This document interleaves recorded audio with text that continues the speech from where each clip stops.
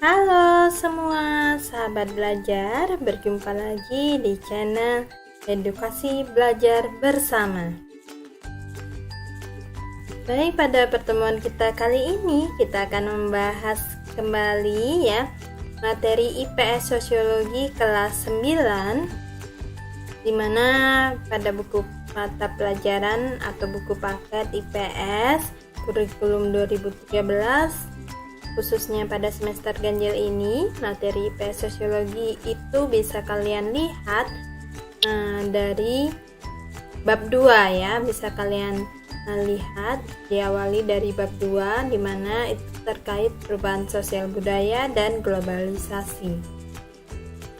Nah, untuk pertemuan kita kali ini kita masih akan membahas subbab yang pertama itu tentang perubahan sosial budaya. Namun kita akan lanjutkan pada topik yang kedua, yaitu tentang faktor penyebab dan penghambat terjadinya perubahan sosial budaya. Karena topik yang pertama terkait sebab perubahan sosial budaya ini tentang bentuk dari perubahan sosial budaya tersebut sudah kita bahas pada pertemuan sebelumnya ya, jadi bisa kalian simak lagi pada video pembelajaran sebelumnya yang sudah kami share pada channel ini. Baik, langsung saja kita lanjut. Perubahan sosial budaya itu sering terjadi di masyarakat, itu tidak datang sendiri ya, melainkan karena adanya faktor yang menyebabkan terjadinya perubahan sosial budaya tersebut. Nah, selain faktor penyebab, ada juga faktor yang bisa menghambat terjadinya perubahan sosial budaya. Nah, apa saja sih faktor penyebab terjadinya perubahan sosial budaya? Bisa kalian lihat, tentunya ada faktor internal, di mana faktor internal itu merupakan faktor yang berasal dari dalam lingkungan masyarakat, sedangkan faktor eksternal merupakan faktor yang berasal dari luar lingkungan masyarakat. Nah, jadi apa saja hal-hal yang berkaitan dengan faktor internal dan faktor eksternal tersebut bisa kalian lihat di slide ini. Coba diamati. Yang pertama, faktor internal itu ada jumlah penduduk, penemuan baru atau inovasi, kemudian ada pertentangan atau konflik sosial, dan juga pemberontakan. Sedangkan faktor eksternal itu berkaitan dengan lingkungan alam, peperangan, maupun pengaruh kebudayaan masyarakat lain. Oke, kita lanjut bahas dulu satu persatu yang berkaitan dengan faktor internal. Yang pertama itu jumlah penduduk. Jadi ini berkaitan dengan bertambah dan berkurangnya jumlah penduduk tentu akan mengakibatkan perubahan sosial budaya ya, akan berdampak pada sosial budaya ya. Nah, sebelum kita lanjut ke inti dari jumlah penduduk tersebut ya, inti dari permasalahan jumlah penduduk tersebut, jadi perlu kalian ketahui bahwa Pulau Jawa itu merupakan salah satu wilayah Indonesia yang memiliki tingkat kepadatan penduduk yang sangat tinggi. Nah, mengapa bisa demikian? Nah, kita lanjut ke slide ini. Mengapa Pulau Jawa itu dikatakan padat penduduknya? Salah satu alasannya karena Pulau Jawa merupakan pusat pemerintahan dan perekonomian di Indonesia. Nah, sehingga banyak penduduk yang tertarik untuk tinggal di Pulau Jawa. Salah satunya yaitu di daerah kota, ibu kota negara, yaitu Jakarta ya. Nah, dengan demikian, kepadatan penduduk akan semakin berkembang di daerah perkotaan tersebut akibat terjadinya urbanisasi. Jadi, kepadatan penduduk itu bisa terjadi juga karena adanya urbanisasi, di mana urbanisasi itu adalah perpindahan penduduk dari desa ke kota. Oke, adanya urbanisasi tersebut tentu akan berdampak bagi daerah asal atau pedesaan yang ditinggalkan maupun daerah tujuan yang menjadi tujuan urbanisasi tersebut ya.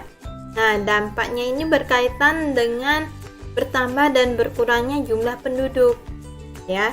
Kalau bagi daerah asal yang ditinggalkan, tentu jumlah penduduk di sana akan berkurang karena banyak yang memilih untuk melakukan urbanisasi, pindah ke kota ya. Jadi banyak yang pindah ke kota dengan tujuan mencari pekerjaan, itu salah satu tujuannya. Kemudian bagi daerah tujuan atau daerah kota yang menjadi tujuan urbanisasi tersebut, tentu dampaknya adalah jumlah penduduk di sana akan semakin banyak. Jadi penduduknya akan semakin padat di daerah kota tersebut ya, karena semakin banyaknya pendatang yang masuk ke sana ya, dengan adanya urbanisasi tersebut. Nah, bagaimana dengan perubahan sosial budaya yang terjadi? Jadi dampak tersebut ya, baik itu bertambah maupun bertambah maupun berkurangnya jumlah penduduk tersebut tentu juga akan mempengaruhi perubahan sosial budaya. Nah, perubahan sosial budaya yang terjadi adalah kalau misalkan di daerah asal, daerah pedesaan yang ditinggalkan tersebut mengalami penurunan jumlah penduduk, maka perubahan sosial budaya yang terjadi lainnya adalah berkaitan dengan lahan ya.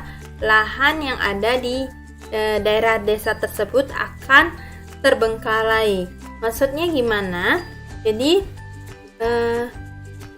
lahan yang ada di daerah pedesaan tersebut tidak akan termanfaatkan, tidak ada yang mengurus gitu ya, karena penduduknya itu lebih banyak melakukan urbanisasi, lebih banyak pindah ke kota gitu ya, sehingga lahan yang ada di daerah desa itu terjadi terbengkalai ya. Dengan demikian daerah desa tersebut tidak akan bisa berkembang menjadi lebih maju lagi.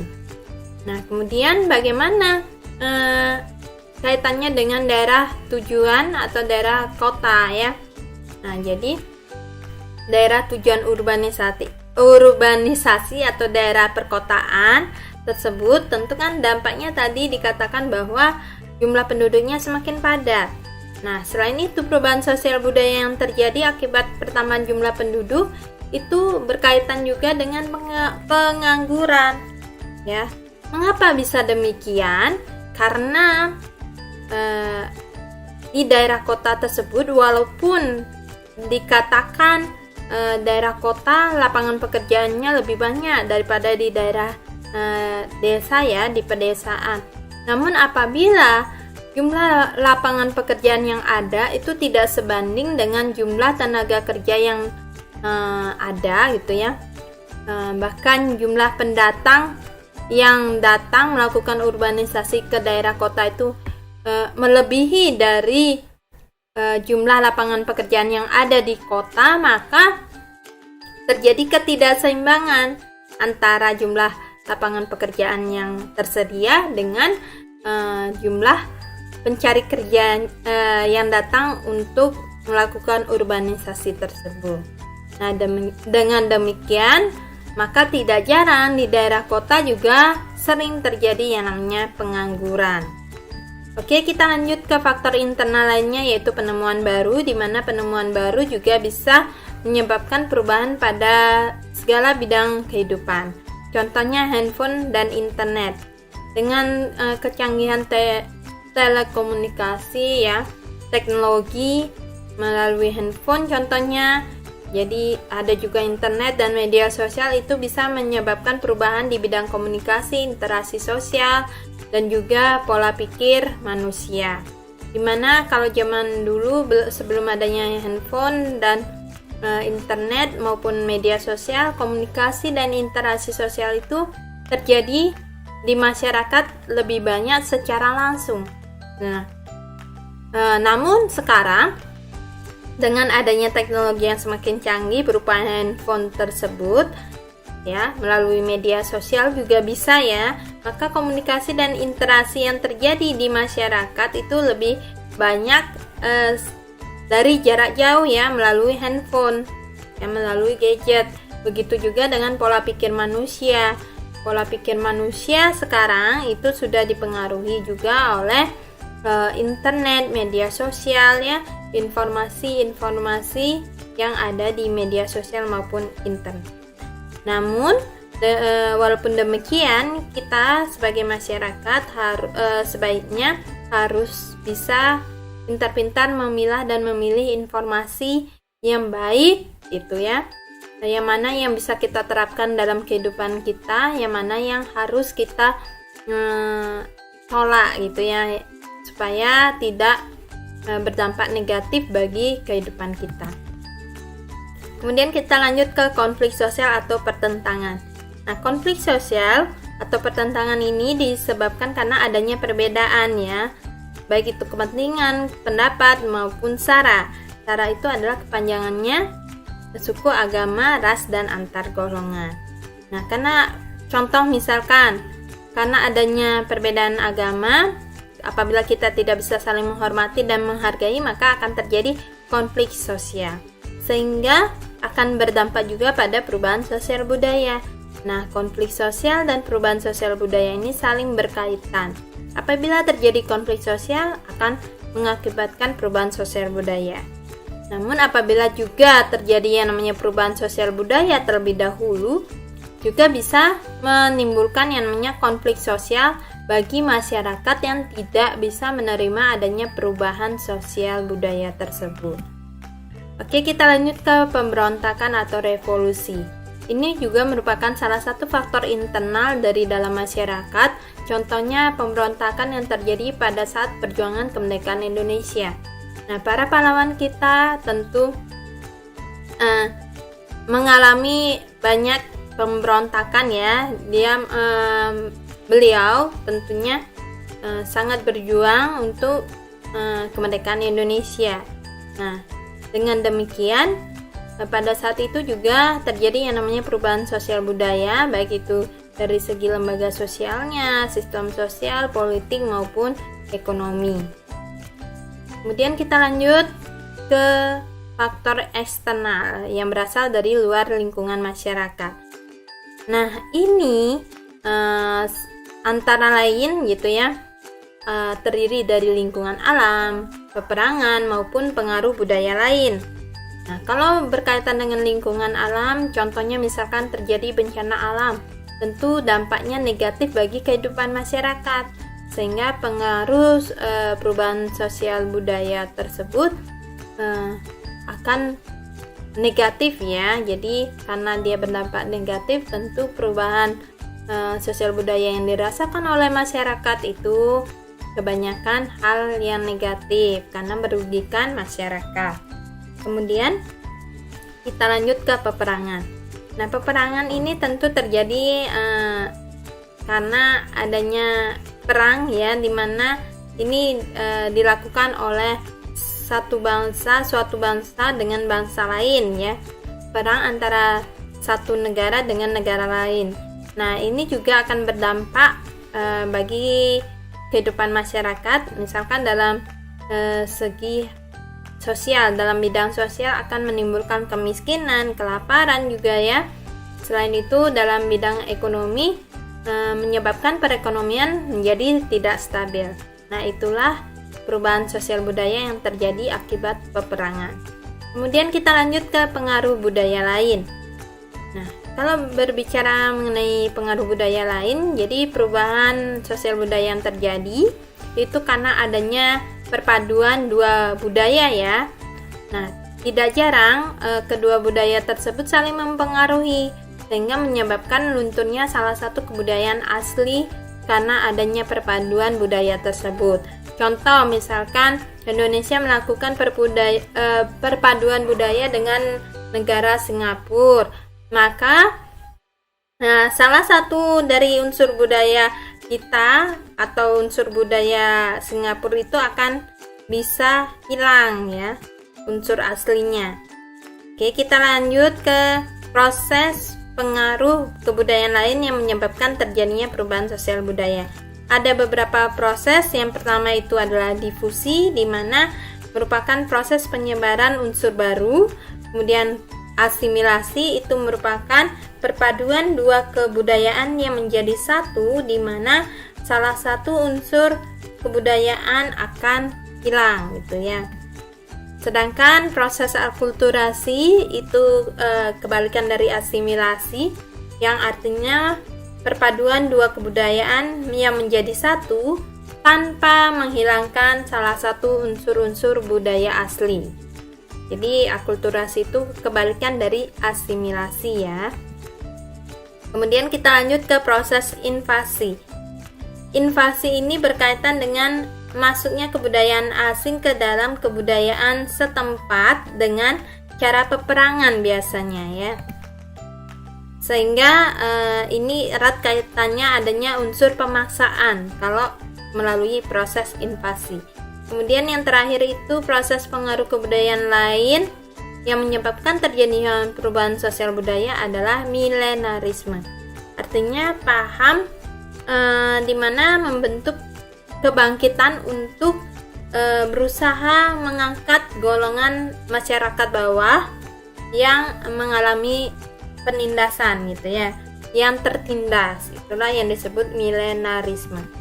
Kemudian kita lanjut ke topik yang berikutnya, itu adalah faktor penghambat terjadinya perubahan sosial budaya.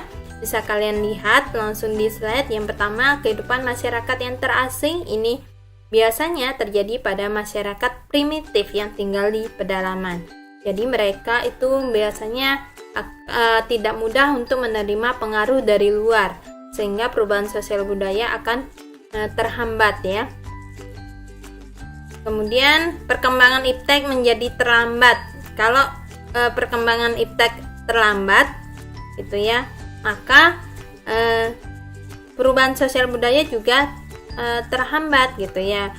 Walaupun sebenarnya dengan kemajuan iptek itu kita akan dapat merasakan dampak yang positif. Tentu perubahan sosial budaya yang kita rasakan juga berdampak positif bagi kehidupan kita. Namun apabila iptek itu tidak bisa berkembang, tidak bisa maju, maka kehidupan kita juga tidak bisa berkembang.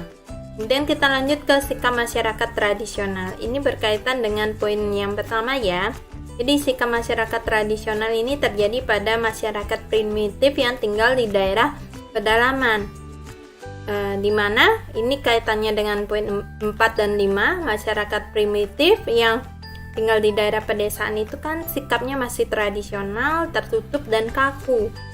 Itu karena mereka masih kental unsur adat istiadatnya dan juga kebiasaan yang mereka sudah dapatkan dari nenek moyang mereka ya. Selain itu juga karena adanya prasangka terhadap hal-hal baru atau asing, terutama pada hal-hal yang negatif ya. Jadi mereka berprasangka lebih cenderung ke hal yang negatif gitu ya.